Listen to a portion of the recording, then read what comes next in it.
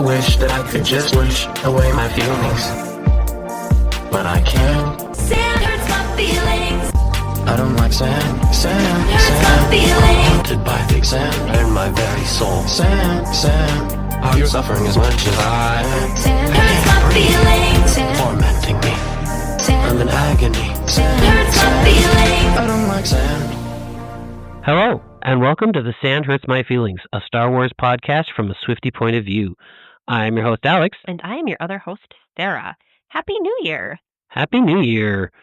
And today we are here to talk about a bunch of things, but our main topic today in the episode is Rey at Midnights, but we have to talk about the docuseries and many other things, but I just want to make sure that we get that, we all know that that's what we're talking about. Yes. The next in our series is Midnights, and we'll be talking about Rey. But we've had such a treat here the past month or so with Taylor and all of the releases. Because we've now seen all of the docuseries. We had the chance to review the first couple episodes in our last episode last month, and we wanted to watch the whole series. And I'm glad we did, because it's gonna take some talking about. But first of all, how are you doing, Sarah, in this new year?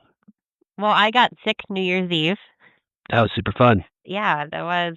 I think we both got sick, but you got sick the most. Yeah, I got sick, and just a cold, but yeah, it's not yeah, fun. Thankfully it's not the flu. I've known some folks who have had some bad flu going around. It's just you're super stuffy. No, so that might be why I as well might sound a little different. Yeah, we sound a little different. Or a little more rugged, I guess. Yeah, we made it through we almost made it through the holidays without getting sick, but it is also kind of just 'tis the season for that. Yeah. But otherwise, my year is off to a pretty chill start. I'm glad to hear that. What about you, Alex? I had really hoped that this year would be better than 2025, but I am glad that in 2025 I started the year with hope that it was going to be a good year, and it only tore my heart out in the middle of the year. So only about half of my year was terrible. 2026 has decided to kick me in the balls right on the second day. So that's making me feel great. So it can only go up from here, right? Oh, I don't know. I think we can go further. I've been saying that for the past couple months, that it's going to get better, guys. Like I've been skirting around the bush of like, hey guys, I'm massively depressed and I'm super into TTPD right now, but yeah, no skirting around the bush here. I got kicked in the balls, and sorry for any young listeners out there. It is not fun. Do not feel good. And I'm happy to be doing the podcast. I love my wife. There's no issues. There is other family drama that is happening and complicating my life. But that's why we have Taylor. Right. Oh, I'm using her. Oh my gosh, am I using her? Also therapy. Therapy is a great thing, everyone. Yay, everybody should go. Even if you don't think you need it, you need it. Yeah. So that's starting off that great time. Yeah, again, but as we say, like I'm massively depressed. Taylor comes when you most need her, and I got TTPD the Eras Tour that I can watch, and so that's like all I need to watch now, and that will make me feel better, because it's just I relate so much to that song and that album, those songs and that album, and so yeah, your catharsis. My catharsis, just get it out. Yes, Taylor delivers. Taylor always delivers, and then she has the trailer or the docuseries. So let's jump into that, because that caused me to cry a lot. Yeah, so we talked about the Eras Tour last night on our last episode. Correct. So we have seen the whole docuseries. Overall, I really like it. What is your overall thought? I liked it. No, I liked it a lot. I agree. I think I'm going to say the same thing that you are, of like, if we had talked about it right away, we would have said we didn't like it, because we didn't like, because we thought the second episode was okay, or like was not, like it was good, but we thought the first episode was weird. Yeah. And we've talked about it, but like we kind of think it was, let's get all the bad things out of the way, but like they don't happen around the same time.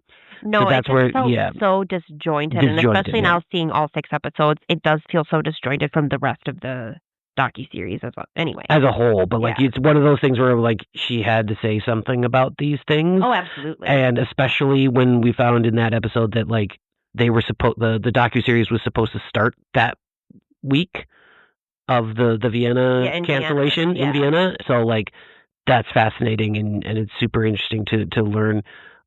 I do appreciate that episode in particular because we finally get the confirmation, because we always knew this, and she said it in her letter after Vienna, but like she's not going to make a statement on anything that will endanger her fans. Yes. And that's what she reinforced in that episode of just like there is a legitimate danger if I say things about certain things. Well, And I mean, between the Vienna attack and then the awful terrorist attack in London too. exactly, that was totally different time, but she dealt with the same situation where she Right. actually like the fact that the whole docuseries is just insane of Taylor's commitment and like how she does things, of how like she straight up says like I just got to put it in a box and I'm not, and the fact that she met with all of the families, Mhm. each one before the Eras tour, and then went and did a whole show. Right. Like that's insane. Like that, like to be so emotionally spent and to get a glimpse of that, because we only got a small glimpse, and I'm glad we only got a glimpse. I don't think it was our place to see anything else. No. But like the fact that was there, and then she went on and put on a phenomenal show. Like it's one of those situations where I'm like, I look at Taylor and I go, is she healthy? I don't know. Like, and not in a negative, like I'm not trying to criticize her at all, but I'm just like, she is so built for performing. And like the fact that she was just like, oh yeah, if I have the flu, like I just don't have the flu and I go out Right, and perform. like she made the comments of like I put on this bodysuit and I'm magically better. Like right, like that's the kind of stuff where I'm just like I'm not like criticizing her in any way, but it's just hard, like it's hard to process and just be like, this is why she is who she is. Like there's no one else who can do that. Like and at a high level so consistently, because like there's plenty of people who go out and perform sick and stuff like that, but I'm like, to continually do that for a year and a half, almost 2 years, like Right. insane. No, completely agree. Yeah, the high level, the high caliber of, I mean, we knew it was high caliber of the shows, but like you don't think necessarily about how long they did the rehearsals. You don't necessarily think about her intentional choices of not being off stage for more than 90 seconds to 2 minutes.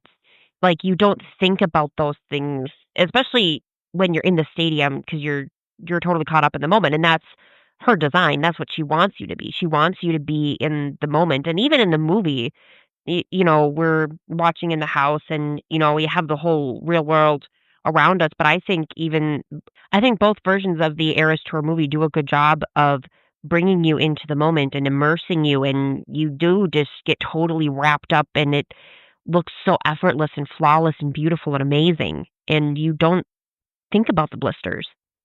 Right, and like that's the thing of like, there's been people who like you've been like, they must have been sick that performance, and like there was no performance that we found that like the fans were never going of like, oh, I got a bad performance tonight, like she wasn't up to par. Like as she said in the docuseries, like they didn't even nobody knew she literally fell and like cut her hand up and cut her knees up and everything on running around. Nobody realized that until after, and fans started analyzing pictures. Yeah. Of like, see, like nobody in that moment knew that like, oh yeah, I've got a huge gash in my hand and I'm holding a microphone. Like that's insane. Yeah. Like what? Like it's not like, hey, I should stop and have somebody bandage this. Like, nope, getting out there, bam. So like, yeah, the fact that she took such pride of like, I like lost, you know, I skinned up my palm and tripped and didn't miss the cue. Wasn't late. Like that's insane. And I'm like, they would have held the concert, They would have been fine. Like 15 seconds for you to get that bandaged up. But again, the fans would then have noticed, and then they would have felt bad for her. And she's like, I don't want them to think that anything is wrong. No, and so it's again how much she cares about the fans. Yeah. Like it's again, I get to the point of like, is that healthy? I don't know. I think she needs to care more about herself. I love her so much. Like that's the thing. Like it sounds like I'm criticizing, and I'm not. I'm just like it comes from a place of love. It comes from an absolute place of love. Of like, please, Taylor, take your time. I love you. I want more stuff, but like also take care of yourself. I feel like you don't. I would like to think that with Taylor's resources, she has found a therapist. Sure. And I know she does find writing songs to be very therapeutic, and I know she has a great relationship with her mom and talks with her mom about a lot of things. So I think she does have outlets. She has outlets, yeah. But it's just so over my head and beyond that I can't. I'm just like yeah. She's amazing. Yeah. So the thing I want to shout out is I really appreciated how much of the Eras tour was to focus on other people. Yes, I loved that. Yes, it was behind the scenes, but it wasn't just Taylor behind the scenes. No. It was the dancers behind the scenes. It was the band behind the scenes. And it was getting to know them, because I'm like, it's not like just, oh, you see the band or the dancers practicing or rehearsing. It's like they actually sat down and did interviews, and you're like, oh, I was doing chemo, like no one knew that, and oh, Cam went on and like talked to his mom, and we saw his mom at one of the concerts, and you're like, protect them at all costs.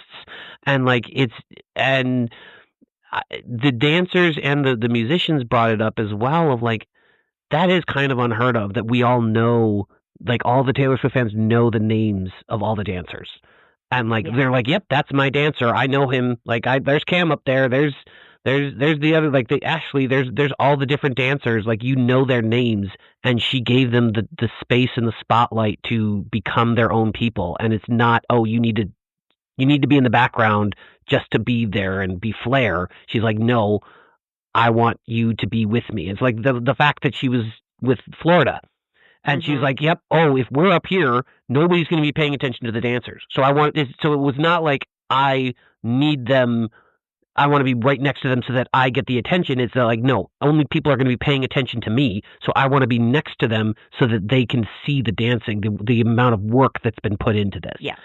So like, that's just, again, unheard of. And I cannot stress how amazing that was. Yeah. Exactly. I don't think I have anything more to add to that point. I mean, it's also a testament too that, several of or quite a few of the bandmates and even the backup singers have been with her through multiple eras.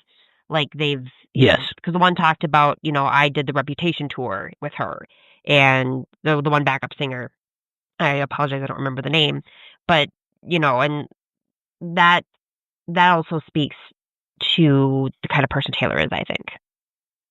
Agreed, that she can work with the same band, because like, no, her band members, there's certain band members that she's been with from like the beginning, if not debut, then like Fearless, and yeah, because you talked about some of these people have known me since high school, right? Swifting gears a little bit, ha ha ha ha. I loved the moments that she gave us with her and her mom talking in like the green room in the backstage area, like pre-concerts or warming up and stuff. I thought it was so chill. It was really nice. Yes, very much agreed. I love that. Again, her mom's just a mensch. She's so great. And the processing, again, getting to see the behind the curtain and how she does things and how she makes up these, like she was doing all the surprise songs and the mashups, like no music. Like that's just insane that she just can do that in her brain. I'm like, maybe there was a note on her phone. Maybe, but like most of it's just like, oh yeah, this should fit, and then it does. And like maybe we didn't see more of her creative process throughout the week, but I'm just like, I don't know. I will say I had a good hard time watching Marjorie. Yeah. That's the one episode that I like remember the name specifically is Marjorie, and that was really hard for me to watch, as in the state of mind I'm in, and just stuff like that. And so that I cried that one. That's the one I cried the most on. and like we had to stop and deal with my tears. But I mean, but that's the beauty of it. Yeah. Exactly. I mean, that's a beautiful song, and there was a lot of really beautiful moments in that episode about, what is this all for? Right. And Sarah actually got to be the bigger Swiftie than Alex because I did not realize that her grandmother was the opera singer, or was that because I didn't realize it was opera. I just thought it was just like somebody singing background, and that's actually her grandmother Marjorie singing on Marjorie. And I was just like, what? And so it's like, well, yeah, you didn't know that? I'm like, no. And so I knew that. Sarah knew that pretty early on, and so now that gives, Alex has been listening to that song for like 5 years, and now it just gives it a completely different spin. Totally different spin. Yeah. Amazing. Anything else you want to share about the docuseries? Not about the docuseries, no. Okay. How about you? If you haven't watched it, it's worth a watch. All the episodes are out now. We even watched, did we watch it? Yeah, we watched a full episode with my mom. Yeah, with your parents, and they actually enjoyed it because they're not Swifties, but they enjoy the background. We didn't get the full episode down, I don't think. No, it was most of an episode. But yeah, they actually enjoyed like learning about her. So like even if you're not a Swiftie, I think you will enjoy it. I mean, you're probably not listening to this podcast, if you're not a Swiftie, but I'm like it's so just seeing behind the curtain is so fascinating and so interesting. Because my mom is not. Could name maybe 2 Taylor Swift songs, is not big into like music as a whole.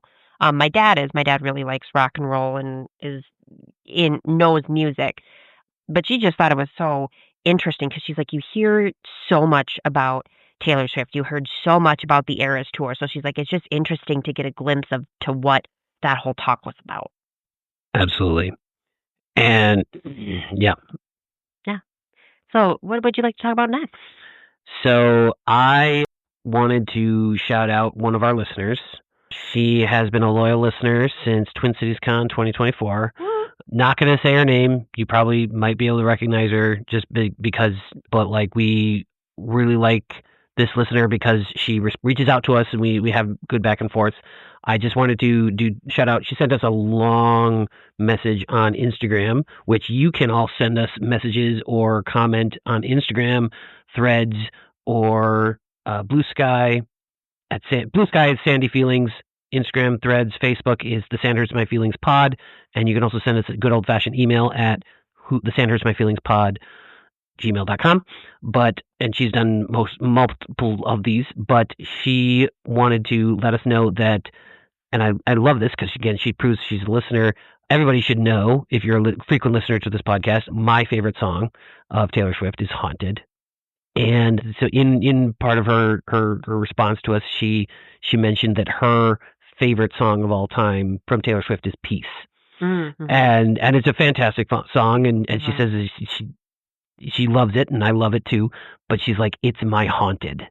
And that just made me so giggly and so happy. Yay. And that she's like, yep, she knows my song. But the bigger thing I wanted to mention is that she, again, we love interacting. It kind of made me verklempt reading this, but she mentioned one of our conversations we were talking about Showgirl in our Showgirl episode. And so she states, also, I cried at y'all saying she was immortal because I've been a Swiftie since 2006. I used to get made fun of for wanting to be a singer like her. It's been such a wild ride seeing her become who she is, because history will always remember the woman who changed my life, and that's so important to me. Like, she will be known in the way Michael Jackson and Elvis are, and that's amazing to me because she's a woman that I see myself in. And women, unfortunately, don't tend to get recognition on that level. So I'm glad that history will remember her. Well said. And I absolutely agree with her that, yeah, there's not a ton. There's people who we acknowledge. There's women singers and performers that we acknowledge, like, yep, they're really good. But there's very few that get the widespread recognition of like changing the world and changing the music business. Yeah. And there are absolutely women who have done that. Like that, I don't want to say that like, oh, there's been no women before that have done that, but like that have gotten such high recognition of like universal recognition outside of like true history nerds or like true people who know history and Or like being like in the industry. Like sometimes you have to be like entrenched in that industry to like truly know. Right, but I mean, like Diana Ross, like Mhm. she's a one fantastic singer and has and changed the business. But like when you say like who was the greatest band, who changed the industry the most, you think about like as she said, Elvis, the Beatles. Like you think Yeah, about Michael these Michael Jackson. Yeah. Jackson. You don't tend to think about a woman. No. You don't, or even a woman group. You're just like, oh yeah, they were good singers, but like they didn't change, they didn't move the needle enough, and that's the problem. And so like that's where it's so amazing. And it's unfortunate that it had to be this way, but like it's so amazing that she has entrenched herself. Of like you cannot, even if you don't like Taylor, you cannot dismiss her and say, well, she wasn't that good, or she didn't change anything because of everything with her masters and with The record. just the records she's made and the records she's broken. Yeah. and everything. So like that, I just wanted to shout that out, and we are so happy that we are able to bring that joy and to point those things out. Mhm. If people notice, and if they don't notice, that's okay, and not like. But I just wanted to shout that out to that listener, that we truly appreciate you, And thank you for and writing. thank you for writing. And anybody else that wants to make a comment, please let us know. We do need your help. We are running out of time. We are getting close to the end of our season 3 on Rey, and we still don't know who we're doing for season 4. So Tell us who you'd like. you got to tell us. We have a poll on this podcast and our previous podcast on Spotify. So if you listen on Spotify, you can go on those and answer the poll. We have 4 on those polls. We have 4 characters. I think we're narrowing it down to 2. I think we're down to Ahsoka and Asajj Ventress. Yeah, when we've talked with other folks at cons or some of the feedback, a little feedback we've gotten on socials, it's been between those 2 lovely ladies. So we still have some time because we do have to do Showgirl for Leia and Padme, but we are running out of time. So if you can reach us through Instagram, Threads, Facebook, even just email, anything, let us know who you want us to do next for season 4, because if we don't get people telling us, then we get to make the call, and which we could do. We would not be disappointed, but we want, if you have somebody you want to hear first, let us know.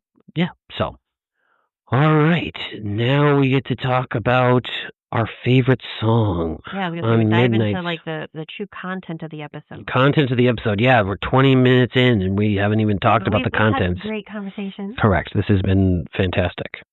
So, favorite song from Midnights. Would you like me to go first? I would love for you to go first. My favorite song from Midnights is one we've actually already talked about here on the podcast. It was my pick for Padme from Midnights. And for folks who don't remember or are just joining us, my pick for Padme was Bejeweled. Bejeweled is, I can't quite describe it, but I'm going to do my best. Like, for me, Bejeweled is like a powerhouse song. It makes me feel confident. It makes me feel powerful. It makes me feel like a bad boss, there's other words I want to say, but we're going to censor it for the sake of the podcast. But like, you get the gist of it. It makes me. It's empowering. It's an empowering song, and I'm not going to like. But it makes me feel empowered in a feminine way, and I want to make that distinction because there's some songs that power you up and amp you up, but they don't. They might do it in a different way, but this one is like, I am bejeweled, I am glowing, I am sparkling, I am shimmering, I am dazzling, and I am powerful. And I really like that combination. I really like the lyrics. I really like the beat she puts with it. I love the little nice. And see, now that I've gone to the Eras tour and seen the movies of the Eras tour, I have the little dances that Cam, and was it Wyland that does the other one? I think so. Do during Nice, and like that always makes me feel good now listening to it too. or listening to those parts. So yeah, it is on a playlist I have of songs when I need to pump myself up. And it's been on there since it came out. That's awesome. Yeah. It was a pretty easy pick for me.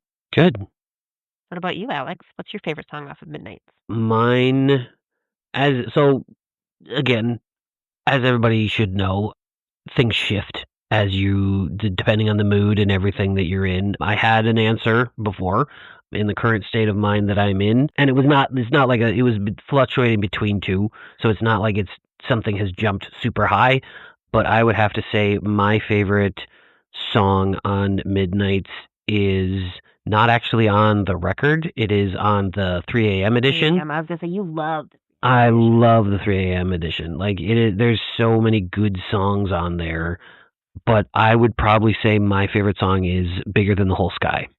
That is such a well-written song. And like that's one of those things where it's not like one that I listen to all the time because it is absolutely a sad song.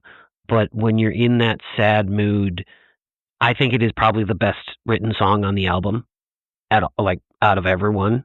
And like, there's a lot of rumors about what it's about and everything, and I don't care what the rumors are. I know I've read articles and stuff about like this is the power of Taylor Swift of like whatever you want to take from the song, you take from the song. Mm-hmm. So like the fact that women who have suffered from miscarriages like get solace and to be like, this is what I felt. There's no other we don't need to analyze anything else about it. The fact that Taylor was able to give that to these women when they went through one of the worst times of their lives and like is phenomenal. And like it's one of those things where you're like, holy cow. To me, that's also the part where like she's kind of going to become immortal of like how she can relate to so many different situations, whether she's been through them or not, and like how she can connect with her fan base the way she does. Like it's like she's already got college courses on her now, but I'm just like, there's going to be more of just like, how did she connect? How did she do that? And there's only more we're going to learn.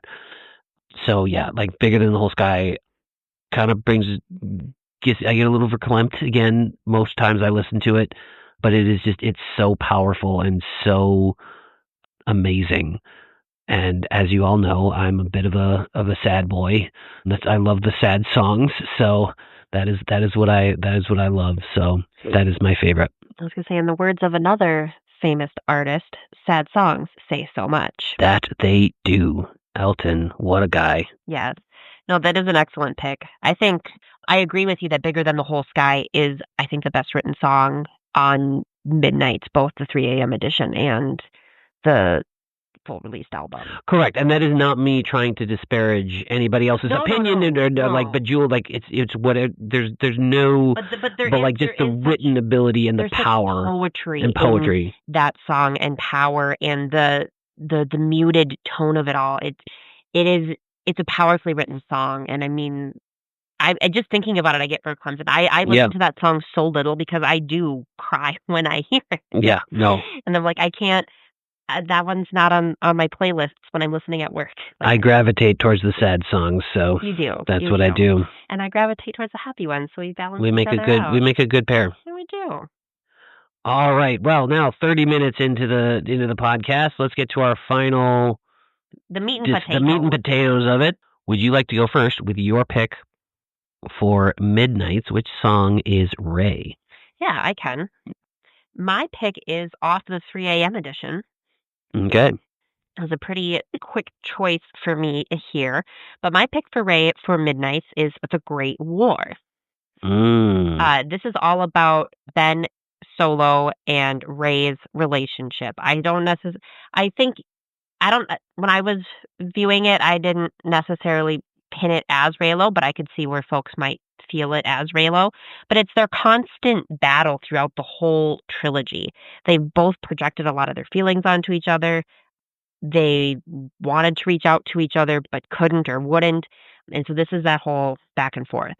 So I know I don't have all of the lyrics pulled here. So Bear with me. I am going to be jumping around lyrically a little bit and not going through every single word. In order, or just in order. It'll be in order, but I'm not going to have like a whole verse. That's fine. I'm gonna hit the We've first never line. done that. That's fine. Yeah, just giving warning for listeners if you're singing along and I skip a whole line. We've skipped lines before. Okay. So starting off at the top of the song, my knuckles were bruised like violets, sucker punching walls, cursed you as I sleep talked. So Rey and Kylo get angry with each other and curse each other out. Pretty self-explanatory. Tore your banners down, took the battle underground. Rey and Ben play mind games with each other in their forced connection, and that's something that only the two of them can see, so they take it underground. They didn't really have a choice in that, but they take advantage of it. Mm-hmm. Flashes of the battle come back to me in a blur. Rey gets visions of her past and of Ben's when she touches the Skywalker lightsaber. She sees flashes but doesn't really understand what they all mean. That's clever. I like that. Thank you. You drew up some good faith treaties. I drew curtains closed, drank my poison all alone. You said I have to trust more freely, but diesel is desire. You were playing with fire. Ben tries to reach out to Rey, but she is hesitant to accept it at first. Her force powers are too much for her. She's, quote, too hot in playing with fire. She also doesn't open up to Finn or Poe about her suffering, so she drinks the poison of her suffering alone without her friends or Ben to sympathize with. Thinking a little bit more in The Rise of Skywalker on that one, where she really withdraws from people and no one understands what I'm going through. Sure. Next line. Maybe it's the past that's talking, screaming from the crypt, telling me to punish you for things you never did. So I justified it. Rey takes a lot of her baggaged emotions out on Kylo/Ben because he asks the questions. He asks her to see the bigger picture. Yes, Ben does abuse her, but Rey takes her being an orphan out on Kylo Ren. She calls him a monster, calls him a snake, without wanting to understand him or to get his side of the story so she can justify calling him a snake and a monster. That's a little bit more on the earlier side of the trilogy than the later side of the trilogy. She wants to be mad at him and takes a lot of her feelings out on him. Going into the second chorus, all that bloodshed, crimson clover, the bombs were close, and my hand was the one you reached for, all throughout the Great War. Always remembers the burning embers. I vowed not to fight any more if we survived the Great War. The chorus is a slightly different one each time, which is why I wanted to highlight the second chorus. But I think that this one is emblematic of the throne room scene in The Last Jedi and Exegol, through the burning embers, and I vowed not to fight anymore if we survived this fight. Rey and Ben reach for each other throughout the whole trilogy, and they had kind of vowed to be together, but then they weren't together. The bridge, it turned into something bigger. Somewhere in the haze, I got the sense I'd been betrayed. Ben and Rey's fight is not just about them, it's about the whole galaxy. It is literally the Star War that they are fighting for, and whether there's democracy in the galaxy. Your finger on my hairpin triggers, soldier down on that icy ground, looked up at me with honor and truth, broken and blue, so I called off the troops. That was the night I nearly lost you. Interestingly enough, this goes back to The Force Awakens and that beautiful lightsaber duel on Starkiller Base. Kylo Ren and Rey were fighting with each other, Kylo Ren hitting her where she was weakest, but Rey knocked him down and had the upper hand. In that moment, we see Kylo Ren's vulnerability, him being broken and blue. And Rey could have killed him. She was kind of pacing back and forth like a hunter, but she didn't. She called off because the planet broke apart. Yes, but she nearly lost him that night. That'll give him, like, she didn't almost kill him. Like, literally, the Force broke the planet apart to keep her from doing that. That's the one piece I will push a little bit on. That's fine. You push. There's no morning glory. It was war. It wasn't fair. So this is calling the sequel trilogy and their fight what it was. Again, it was the Star War. It wasn't fair. They got thrust onto something that was a lot bigger than them. And then the last chorus, the third chorus, is where I end here.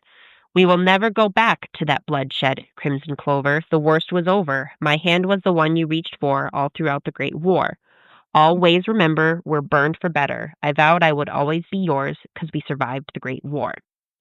In defeating Snoke and then Palpatine, the worst is over for Rey. She wants to build the galaxy where they don't have to go back to war. Her trials made her stronger with Ben's help. He helped her realize a lot and grow and helped her shape her into the Force user that she is. And no, Ben is not physically alive, but he is still around. Both Star Wars and Taylor tell us that those who are gone aren't really ever truly gone. The hunt for Ben Solo should live. Yes. We want it. So Rey carries on Ben Solo's legacy and his memory, even in death.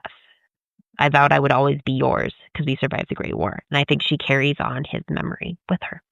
Even though he didn't survive. Yeah. No, yeah. Okay. So that's my pick. Very cool. Very interesting. Thank you. What is your pick? So mine is anti-hero. So this might be hard for people to hear or understand just at the title, but as you gotta walk with me. This is both in-universe and a meta look at Rey. Mm-hmm. I was wondering if you were going to go meta with it. Oh yeah, we're going meta. So to start off, I have this thing where I get older, but just never wiser. Midnights become my afternoons. This is the misogynistic fan base feeling that Rey has not learned anything and has not been trained in the ways of the Jedi. She just suddenly has powers and is able to contend with powerful Force users. They view her, I don't believe this, but they view her as a Mary Sue. Mm-hmm. Back to lyrics. I should not be left on my own devices. They come with prices and vices. I end up in crisis, tale as old as time. I wake up screaming from dreaming. So this is jumping in universe. Rey is left to her own devices when Han and Luke leave her on her own when they die. She ends up falling closer to the dark side when she has no one to guide her. Rey kills, and I say that with air quotes, 2 characters in The Rise of Skywalker in anger. Side note, this is brushed through because we instantly find out she didn't actually kill him, but she doesn't find out she didn't kill him until later in the movie. And you're talking about Chewbacca. That's Chewbacca, but then she also kills Kylo Ren. Mm-hmm. The Kylo Ren, like she saves Ben, she heals Ben, but kills Kylo Ren, and then redeems herself when she heals him. She has a crisis of faith and runs to Ahch-To, just like Luke did. Mm-hmm. So then back to our lyrics. It's me. Hi, I'm the problem. It's me. At tea time, everybody agrees. I'll stare directly at the sun, but never in the mirror. It must be exhausting, always rooting for the anti-hero. Going back to our meta, this is Rey talking to the fans who blame her as the problem with the sequel trilogy. She was supposedly a Mary Sue, and the people who criticize her in this manner claim that their criticism is legitimate, and you can't make criticism of anyone anymore without being labeled a misogynist, racist bigot. Then back to our lyrics. Did you hear my covert narcissism I disguise as altruism? Like some kind of congressman, tale as old as time. This is again, fans claim that Rey is the wokeism and political correctness of Star Wars. Back to our lyrics. It's me. Hi, I'm the problem. It's me. It's me. Hi, I'm the problem. It's me. At tea time, everybody agrees. I'll stare directly at the sun, but never in the mirror. It must be exhausting, always rooting for the anti-hero. So this is Rey singing to the fans because they never like her. The misogynist fans, I like Rey, and I think Sarah likes Rey. I like Rey too. Yeah, we like Rey, but there's the fans who criticize her as like, oh, she's too powerful. She didn't earn anything. She's not a true Jedi. All of that stuff. Like the reason we got the whole training sequence in Rise of Skywalker because people claim she never got trained and all that frustrating stuff that happened. And so that is my pick, and that works perfectly because I'm not sure there's anyone else that could fit that song. And yeah, that one was actually a pretty quick, easy pick for me. And I had already picked The Great War, So I knew we so couldn't we match. couldn't match. So no, yeah. No, I like your meta take on things. I feel I stay in universe a lot of the time, and I like how you have gone meta, especially with Rey. Especially with Rey, I think, yeah. I think we both go meta sometimes. I think I go a little bit more when I'm criticizing the fan base, unfortunately. Sure. But like, as everyone knows, nobody hates Star Wars more than Star Wars fans. Right. We love it. Are there things? I was actually just talking to a contractor today, and was talking of like, hey, there's things I don't like. Guess what? There's enough Star Wars for everybody. Like, I don't need to yell at everyone and say you're dumb for liking that Star Wars, and I'm right for liking this one. Mm-hmm. And like, it is what it is. That's the point. That's what I want with Star Wars, is that it branches out enough that it doesn't have to be everybody watches everything. You watch what you want to watch, and yeah, enjoy it. Exactly. Should be its own genre. I do have a BuzzFeed response. Oh man, we haven't had one of those in a long time. Yeah. So I took a BuzzFeed quiz entitled "Which underrated Taylor Swift song are you?" Okay. And I took it from Ray's perspective. Ray's perspective. Okay. Mm-hmm. That's why we're doing it in this episode. Sure. Because the song I got was "Question." The reasoning they gave that question was the pick for Rey is, you are probably a very confrontational person. After the fact, you make little jabs at the person who wronged you. Part of you is still spiteful and upset despite your carefree attitude. And I'm like, it's not 100% right, but it's not 100% wrong. Oh, that's where I could see that as absolutely meta version Rey for Shirley-an. That is absolutely. I'm a huge Muppet fan. So, but like, yeah, no, in universe, I think that's a little harder to stretch. Because she's not making jabs. She doesn't make jabs. She's not passive aggressive, but like she can confrontational. Confrontational, yes, but not the passive aggressive of like, she'll make snide remarks later. I'm like, no, she'll do that about the fans though. She should. Yeah, she should. Because some of the fans are jerks. Yeah. So, okay, that I was questioning it, and then like thinking outside of the universe, yes. Inside, I say no, but. That's the point. In the universe, Rey has a lot of questions and she wants them answered. Correct. Like, on a very basic level. On a very basic level, that works, yes. And also not the entire point of the song question. No, agreed. So, that's fun. All right. Well, if you're still listening, thank you so much for staying with us for so long. This is a bit of a longer episode, but we had a blast doing it. If you want to hear more of us, please find us on any of your podcasting websites.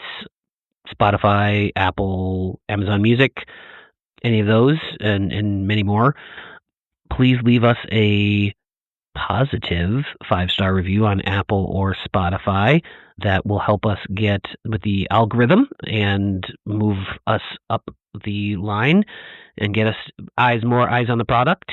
If you want to send us any musings, if you want to let us know which character you want us to do, you can always comment on our Instagram or Threads or Facebook at the Sanders My Feelings podcast. And then we are also on Blue Sky with Sandy Feelings. And then you can also send us a good old-fashioned email, sandersmyfeelingspod@gmail.com. And we also have some baller t-shirt designs and stickers at TeePublic and Redbubble. So please keep an eye out and enjoy the new year. Hopefully it's better than mine. And may the Force be with you. Forever and always. May the Force be with you. Forever